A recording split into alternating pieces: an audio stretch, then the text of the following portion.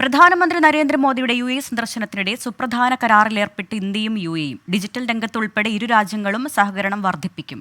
India middle east Europe വ്യാപാര ഇടനാഴിക്കായി യോജിച്ച് പ്രവർത്തിക്കാനും തീരുമാനമായി.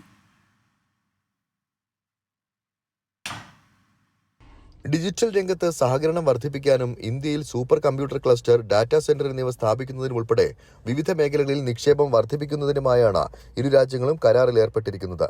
പ്രധാനമന്ത്രിയുടെ UAE സന്ദർശനത്തിനിടെയാണ് തീരുമാനം. ഇന്ത്യയിലെയും UAEയിലെയും സ്ഥാപനങ്ങൾ തമ്മിൽ ഇതിനായി സഹകരിക്കും. UAE നിക്ഷേപ മന്ത്രാലയം ഇന്ത്യയുടെ IT മന്ത്രാലയവുമായാണ് കരാർ ഒപ്പിട്ടത്.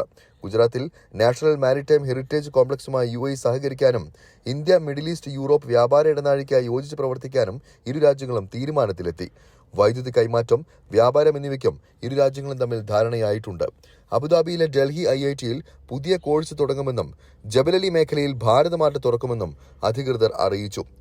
UAE സന്ദർശനം പൂർത്തിയാക്കിയ ശേഷം ഖത്തറിലെത്തിയ പ്രധാനമന്ത്രി അമീർ Sheikh Tamim bin Hamad Al താനി മറ്റ് ഉന്നതതല ഉദ്യോഗസ്ഥർ എന്നിവരുമായി കൂടിക്കാഴ്ച നടത്തിയ ശേഷമാണ് ഇന്ത്യയിലേക്ക് മടങ്ങിയത്.